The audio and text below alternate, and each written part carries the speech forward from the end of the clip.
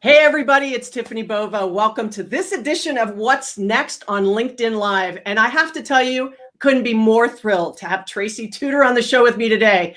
I feel like we are kindred spirits in the act of selling. So welcome to the show, Tracy. Thanks for having me, Tiffany. This is fun. I love Alive. I know, me too. So if you don't know who Tracy is, she is a phenomenal realtor in Beverly Hills, California. She's one of the stars of $1 Million Listing LA, and also a new best-selling author. Her book is coming out in a couple of weeks, but #1 on Amazon. Fear is just a 4-letter word. So, Tracy, let's start from the top. Yes. Like, I feel like when you find something that you love to do, you know that that's what you should be doing. And so I know that you feel like you were meant to be selling and doing what you're doing, but what got you here? Well, actually, interestingly enough, the real estate is something that I kind of grew up around just because my father was a big contractor in the public works sector, and I had a sister that was a talented interior designer, and then I married a contractor. So this is just all part of the environment that I was growing up in. But I didn't fall in love with real estate until I actually started doing it. I didn't realize that, the art of selling was something that I had in me until I was doing it. When I look back, my first job was selling suits when I was 16 in the Northridge Mall. And I should have known then that I had the skill set because I would work on commission and I would just slang suits all day long. And, I ended up making a lot of money. But really, I didn't get into it and realize that this was something that I loved until I started making money at it. Well, it's interesting that what you said is this kind of commission only, because why I think it's so fantastic to have this conversation with you is so many salespeople, I'm just going to say it this way, kind of have the luxury of a paycheck and a commission check. And in real estate, it's like if you don't sell, you don't earn. You don't earn. Yeah. And, real estate is one of those that I think it will be interesting to hear from you, how you've managed the continuation of selling during this time, because real estate is a very personal, touch, feel, see, meet, relationship kind of business. So, what did you do during this time?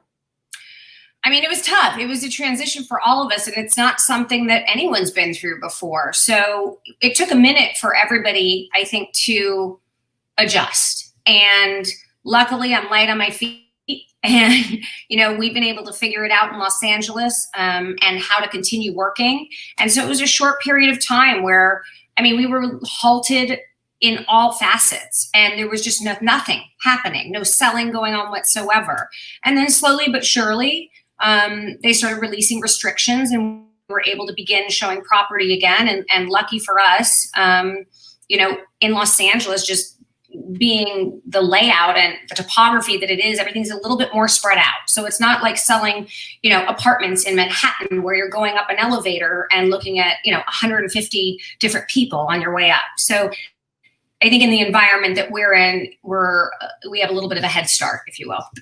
What did you learn? What did you learn through this process of sort of 90 days of not being able to physically go? What was surprising to you, that you were able to, not only you, but your clients making the pivot as well? What surprised you? Well, to be honest, I think it surprised me how many people were ready to come back into the market. I think the beauty of this country is that we recover quickly, and particularly California. We've been through wildfires, we've been through hell and back, and the last few years definitely have been tough, but we seem to recover pretty quickly. And I think that's just the nature of the city that we live in. And fortunately, sellers started calling us and saying, okay, when can we get back in the game again? And is it time? And can we do virtual showings? And do you think that's beneficial? And the truth is, the whole virtual world of selling real estate is only something that I think, certain price points can do. And I think it's really, really challenging, particularly, when you're selling houses that are $1 million and over, to expect someone to spend the most of the money that they're going to spend on their greatest asset, but not look at it in person. And that was something that I think affected everyone. So there are always going to be people that need to sell their properties, and there are always going to be buyers out there looking for a deal. So when you bring those two things together, it's my job to be able to, get everybody back on the same page. And fortunately, right before we were here, we were just on a listing appointment for a condo project in Century City, and they're getting ready to go. So it's all systems go at this point, and I'm grateful for it. Well, there was a couple of statistics that came out around real estate saying, that technology is now playing so much greater of a role. And two that they called out one was drones, like homes that actually show pictures via drones, and giving people sort of a visual from that viewpoint is very different than sort of pictures. Sure. The second thing they said was video, this kind of virtual reality or augmented reality sort of tour of homes. What's your feeling on drones and video for? I use drones quite a bit in my high jobs. I use drones quite a bit in my business, and particularly with larger scale properties where you really want to see how the house sits on the property and things of that nature. And we get pretty creative. I produced a movie for one of my listings that you'll see on the show this season. So we really go there. My opinion of VR at this point is it's just too expensive. And again, I think that there isn't a trusting, I personally am not spending $50,000 on something that I can't see or touch or feel. And I just don't think that we as a community are ready for that yet. So, until we are there, I think real estate is something that kind of will follow suit, but certainly not at the front end. It's not something that it's too important of an asset to not see. And using virtual reality as a tool is maybe just that. It's a tool. It's not the only way to sell the property. It's not necessarily the right way. Yeah. And I think another thing too is, do you think that as more millennials start to enter the market, he's doing his laps, he's doing his steps, just walking around here. Do you think that millennials that are sort of buying their first purchase, that they're more open to technology? So that may be where that demographic is really looking for sales to get more creative.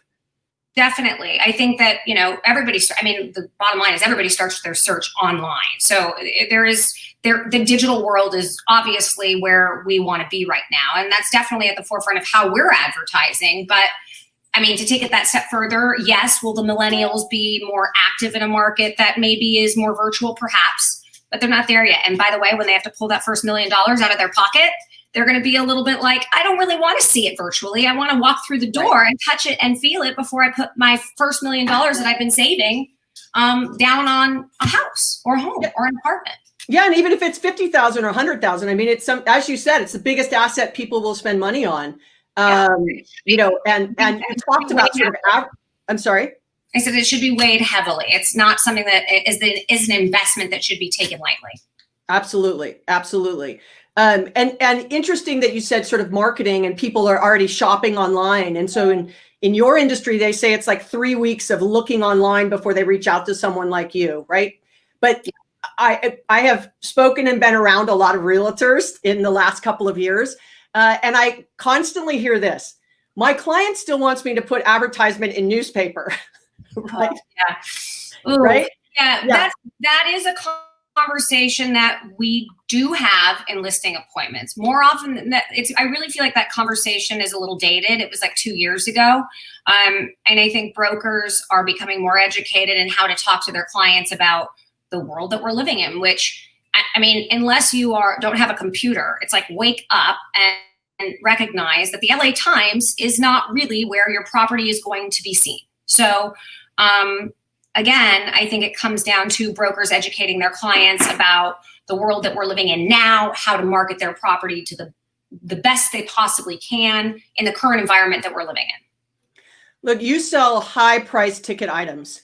And, negotiating, especially, for any of you who watch the show, $1 Million Listing on Bravo, Tracy is the first female woman, girl boss, leader, entrepreneur, whatever you want to call her, to grace any of the shows. And I find it really fascinating whenever I watch it, the difference in negotiating tactics that you have that have obviously served you well because you do very, very well.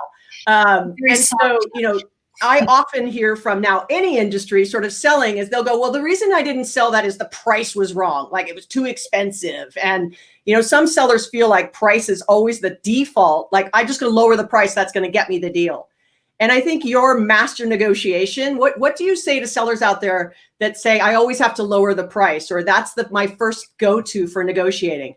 I mean, I think any broker that's watching this will relate and understand that that's just a conversation that you have to have out of the gates. And it might lose you the listing, but I'll tell you what, spending thousands of dollars marketing a property that's overpriced, that is going to ultimately end up disappointing your client. Then they end up firing you 4 months, 5 months, 6 months down the road. They hire the next agent, and then that agent gets the ultimate price that the condo or the apartment or the house is going to sell for. So, this is a conversation you have to have out of the gates. You need to be educated about the comps in your area, and you need to understand how to talk to a client so that they trust you and look to you to price their home correctly. I mean, let's call a spade a spade. Sellers always think their home is worth more than it is. All of them, across the board, no matter. I've never come across a seller that's been like, oh, Tracy, yeah, let's underprice it just to get the best price and sell it as quickly as possible. It doesn't happen. So, including me, by the way. I mean, I list my home on the show this season, and you'll see that conversation coming up soon.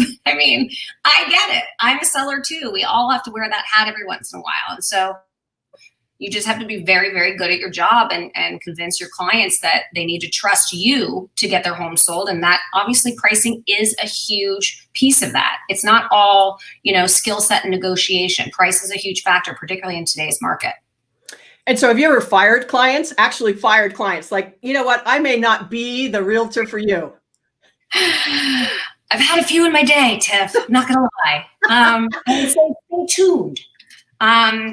There's definitely been clients that have taken me on a ride and, preview for the show this season. I probably have one of the most difficult clients in the history of my career on the show this season.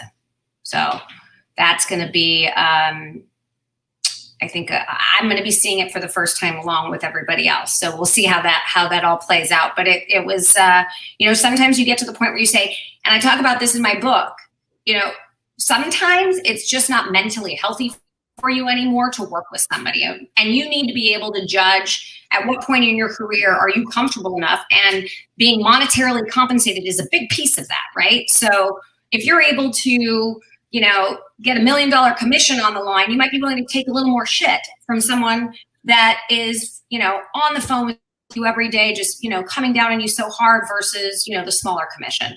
It's just another zero. It's really another zero.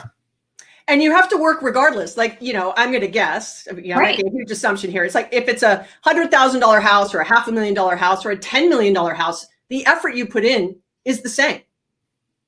Oh, no doubt about it. I mean, people always think, I have clients that come to me, they're like, I mean, is this too small for you? Or is this listing not enough? And the truth is, I want listings from all price points, because the truth is there's going to be different markets and are going to shift, and I have to be willing to move in different directions. And right now we're in living in a crazy pandemic, and I want to sell as much as I possibly can. I have a family to support. So, being able to shift gears, I think, is a big part of, being successful in this business for as long as we have been. So I like a $500,000 condo. I'll take $1 million listing. I'll take a $50 million listing. I'm going to put the same amount of work into that $1 million condo, because that's the one that's going to close.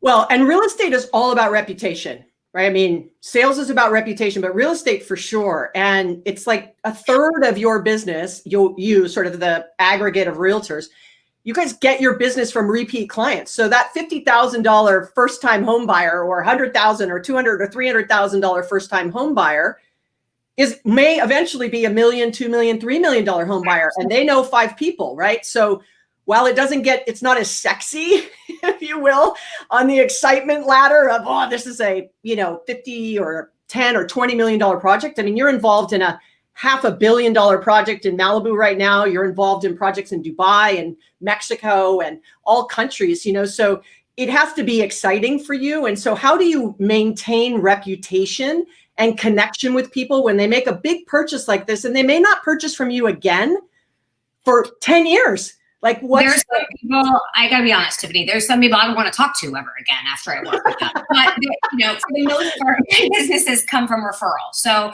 I did start in this business 20 years ago, and I did sell anything and everything I could get my hands on. It's those relationships that I nurtured when I was hustling and doing everything I could. I didn't have a TV show. I didn't have anything. And I had to get out there and get people to convince people to trust me with their greatest asset. And, you know, whatever price point that was at, it's over the years that referral source for me and just building that business has been everything. I don't do bus stop ads. I mean, now I do a bunch of different kinds of ads, but, you know, growing up and in this business, I never did any of that. It was all referral based. It was all relationships. And to me, it's always about the follow through and the follow up and making sure that you have systems in place so that you don't forget about anyone. You should be calling on their birthdays, their kids' birthdays. You should be checking in with them on their 1-year anniversary of the sale of their home. There's all these different elements to just stay in touch that are personalized, rather than sending like the annoying e-blast that everybody's getting right now from their local realtor, you know, about, you know, staying safe in COVID. It's like, we have to get a little bit more creative, connect with them on a human level.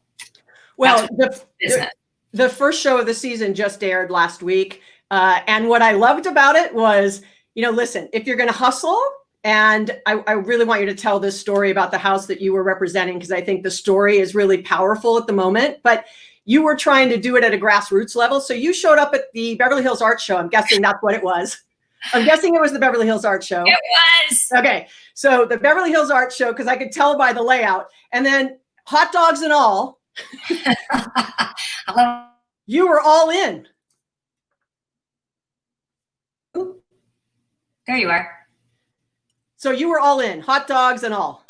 Oh yeah. I mean, listen, I do, like I said, I'll do whatever it takes to sell a house, and particularly with Ishmael and Priscilla, they were just good people. And when I find like good people that become clients of mine, I will go above and beyond. Now, do I do that for every client? Not necessarily, but in their case, they needed to sell the house in 30 days. They didn't want an open house. They wanted private showings only, and they had something very specific. So we had to shake it up and try things a little bit differently. And by the way, it worked. I was even a little hesitant, like, are we really meeting clients this way? But by the way, we not only met clients that way that ended up looking at the house, but some of the people that we met at that art show are now our clients. Yeah. And I think, you know, what I loved about it was you brought your team. It was teaching moment. It was hustle, right? It was unconventional. It was all those things. I think it was so rich with so many lessons. Like you're just never too big to like show up with a stack of business cards, and they weren't just any business cards, right? They were business cards with the address, right? And so it's the little things that you do. So for the sellers listening, I don't care what you're selling. It's like, how do you stand out? How do you raise above the noise? You know, there are a lot of realtors in Los Angeles or in California in general. It's the largest real estate market in the country. It sells a lot of volume just by a number of realtors. And so rising above the noise, you've been masterful at social media as well. You've really embraced it. How has that changed over the years for you in that kind of unconventional marketing?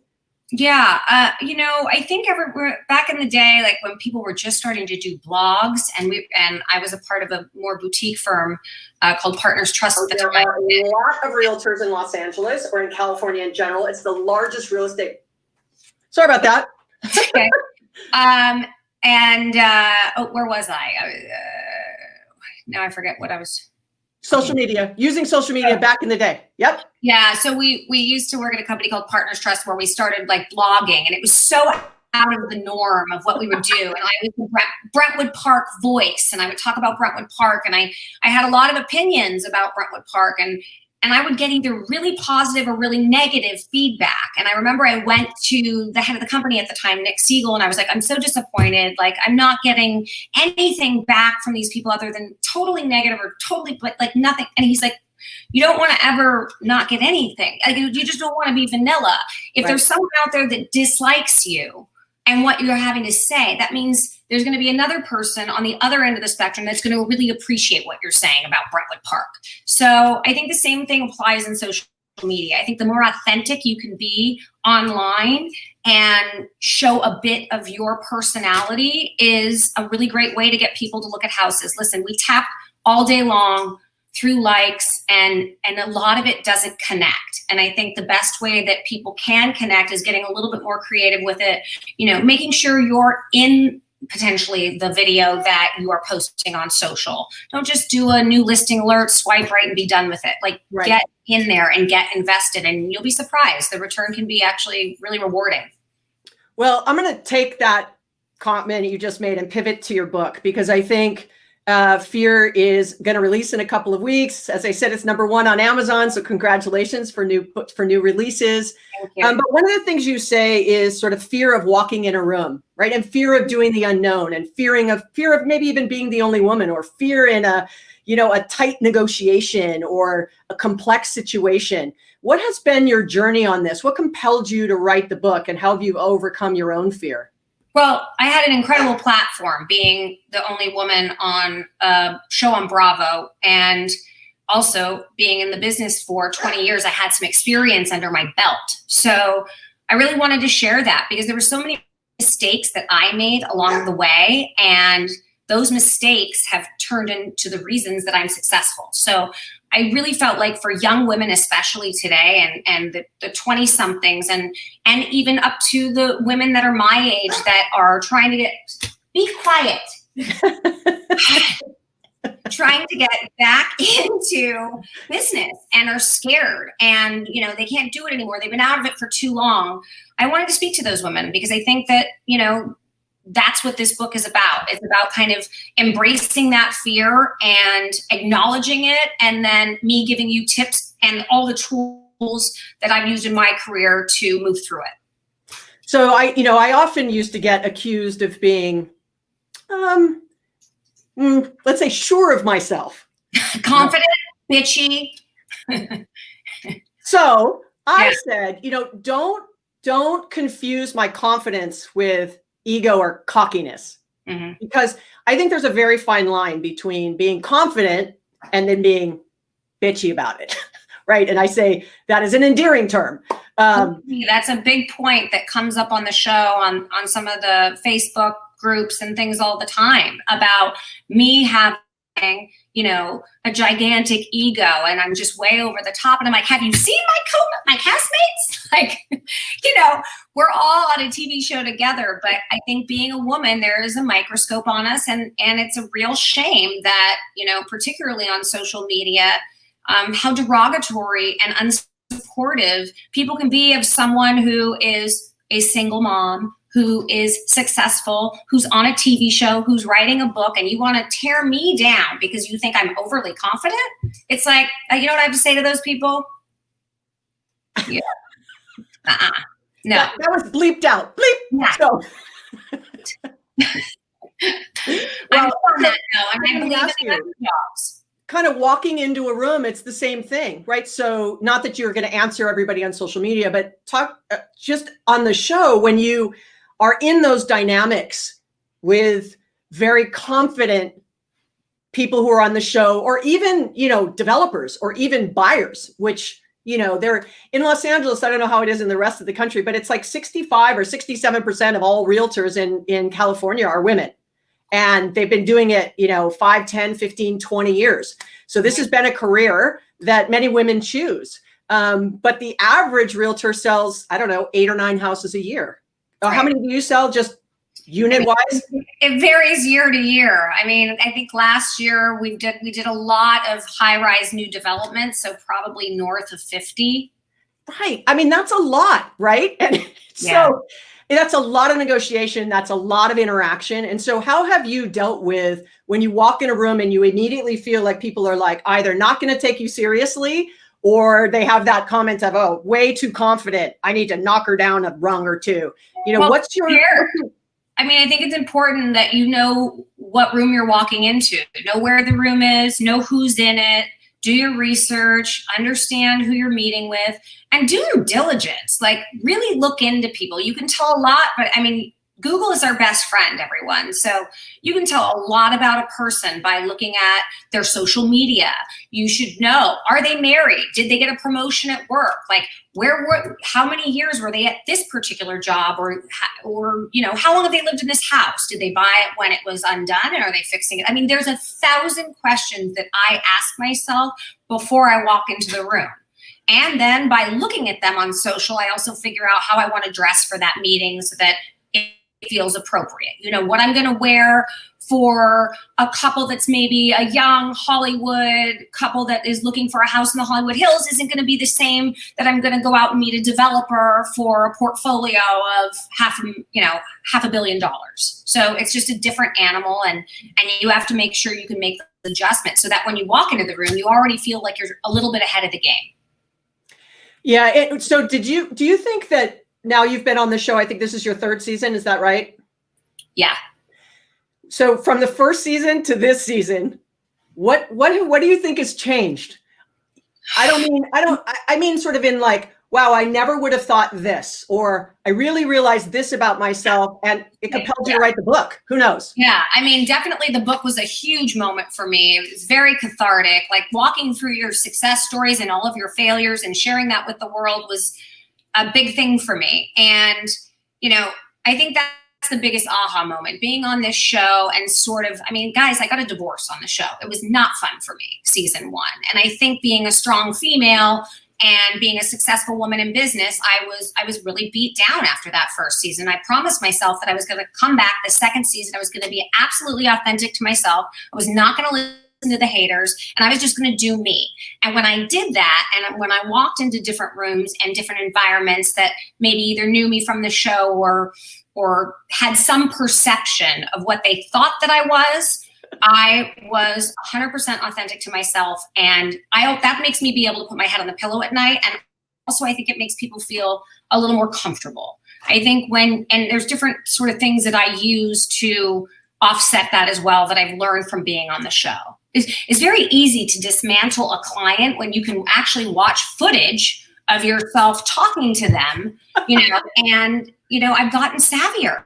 And it's just the truth. I mean, if we could take cameras into every listing appointment we went on and then review them after, or showings or a negotiation where that went wrong, we'd all be better agents. So yeah, and I'm sure you have too, early in my career, I did media training, right? Because you had to be able to say something in a soundbite of a minute. And so the media training, for those of you who have never done it, literally they sit you in front of a camera, they ask you a series of questions, you're filmed, you answer, you go through media training, and then you do it again and you watch the two and you're like, oh my God, I was so bad. Like I just kind of threw up on the conversation. I don't know what I was talking about, lost my train of thought. Second time, really. So, I think watching and listening, if you're willing to make the pivots and learn, you have to be open to learning and being open to change behavior, right?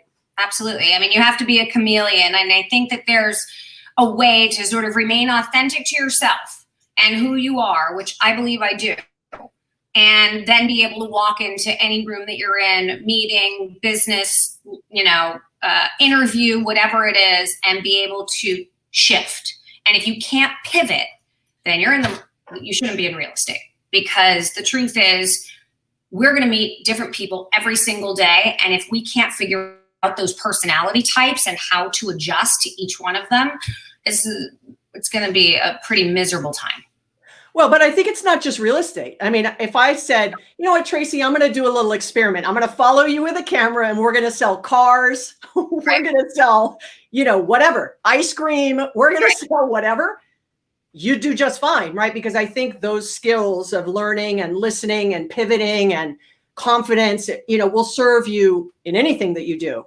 Yeah. I mean, not just even in sales, like you were mentioning. I think it really is in any business. And I think it's about, doesn't mean you don't put the hard work in. Like this book that I wrote is really simplistic and kind of broken down into different chapters where I kind of attack what I think are the really important points, particularly for women in business. But, beyond just that, it is a bigger picture moment. And I think that, most women, particularly coming into business, suffer from, having to compete with men that maybe have more experience than them, or even women for that matter. And it's like, how do you shift? How do you become successful? It's the whole cart before the horse. Like, you can't get the big listing until you have a big listing. So you can't, it took me a long time to sort of figure that piece out. And that's, I think, probably one of the favorite things that I write about in the book is that shift between what happens first, the chicken or the egg. And I think it's very valuable. Like, I just finished doing the audio piece of that book, and I read it through, I think, out loud for the first time. And I was like, I wish I had really like gotten that at an earlier age. I wish someone would have told me that, because it's twofold.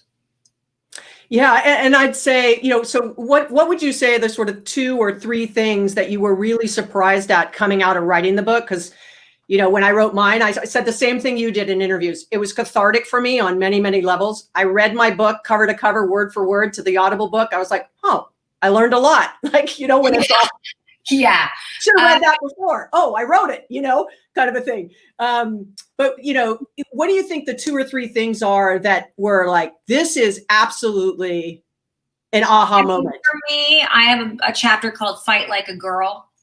And I think that's probably one of my favorite chapters. And it talks about, sometimes the power of our voice and the power of our femininity we can use in ways that can shift an entire room.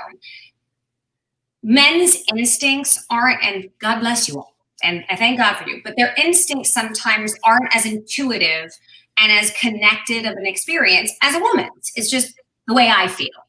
And so my gut in that chapter was really about talking about being able to utilize our sexual prowess, our energy, and everything that makes them very uncomfortable to our advantage. Why be frail and, feminine and conservative when you can be empowered and own the room and wear something that makes you feel fabulous, so that you have the confidence to stand next to somebody that's maybe been doing it longer, is more polished, makes more money than you. You want to be able to stand next to them and feel like they're equal, not feel like you're climbing the ladder. And that's a skill. Yeah, I agree. I totally agree. And I think it's interesting to watch the dynamic when you start to find that superpower in yourself, like that I can show up and I can hold my own in this conversation. I have value to add. I bring something to the table, and I can do this deal, or I can win this contract, or I can sell this house. And right. If you don't believe in yourself, no one else is going to. So, well, and it's sometimes about speaking up and being very vocal, and, you don't want to get in a battle of words with me, but at other times it is about shifting the room, and you can do that.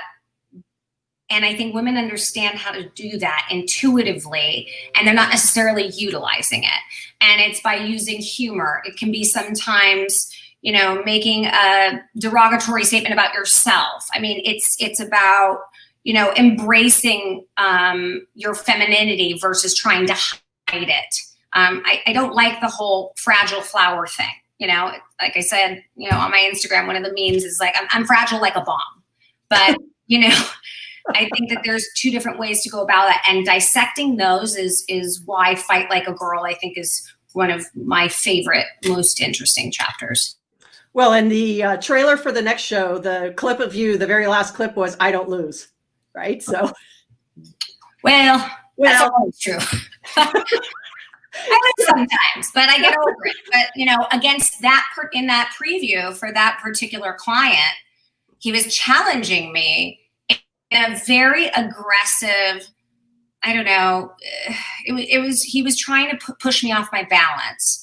And so when he said, can you handle it? And there was several things that he said to me throughout the course of the walkthrough that we do together. And it's at the end of that walkthrough that he, makes that comment. And I just said, I don't fail. I don't fail. I don't fail. Right. And that was really more to set him off and, push him back a little bit, because he was enjoying the process of kind of breaking me down, and I wasn't going to let it happen.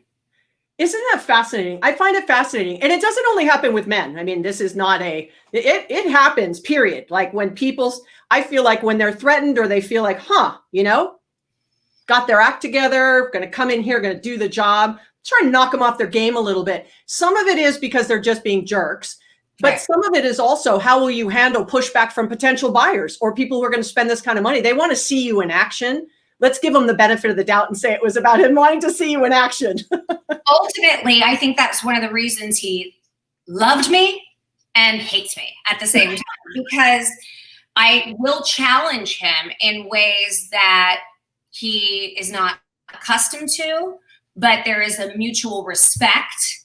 Well, at least in regards to those listings, on how I relate to clients and how I do think he was testing me that day. And I think it was to sort of see if I could handle it, if I could show that type of property into that caliber of a client. And it's kind of that confidence and sophistication that, ultimately led me to working with him. Yeah, and I think I'm so glad that this book is out right now, sort of Fear, because it is just a 4-letter word. I think regardless of where anybody is in their career, everyone's a little scared of something or a lot scared of something. And, especially during this time, we've been, in lockdown for 90 days now here in California, and the rest of the world is starting to open up. And, not that I want it to go back to the way it was. I hope we come out much stronger and better than we went into this whole thing. Sure. But I think, for those of you who are looking for a great summer read, please pre-order Fear for, all the things that Tracy can teach us about how to walk into a room and be confident and own it, if you will, and not be afraid to fail. Because if you do, I'm guessing you've learned a ton from your failures. Yeah. Hey, by the way, along the way, I wish I had a book like this when I was 25. I will say that.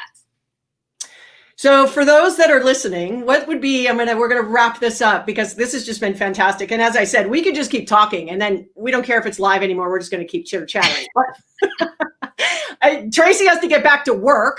Yes. So I want to be respectful of your time, but what would be the leaving words, the parting words for, young women who are looking to get into business or young entrepreneurs, because, you were an individual contributor and now you're an entrepreneur, right? You have your own sort of team and you're managing people, and it's very different than I'm responsible for me.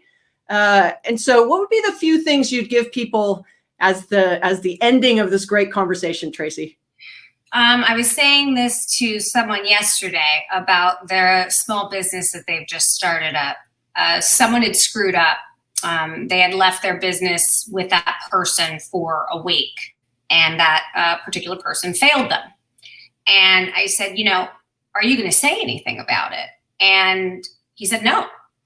Mistakes happen. They're stupid, la, la, la. And I said, well, if you don't say what happened and you don't take ownership of your business and your ideas and your thoughts, then you're never going to expand. You're never going to own it. And so I think my biggest thing to say to people is trust your gut.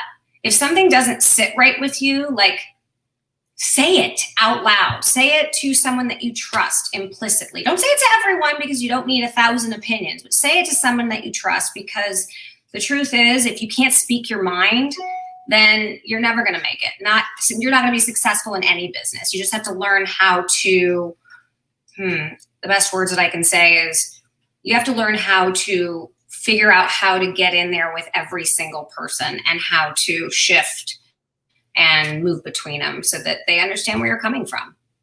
Well, Tracy, I just want to thank you. Congratulations again on a great book. You want to hold it up? I only have the digital version. There it is. So, and what day does it publish? Because it's for sale now.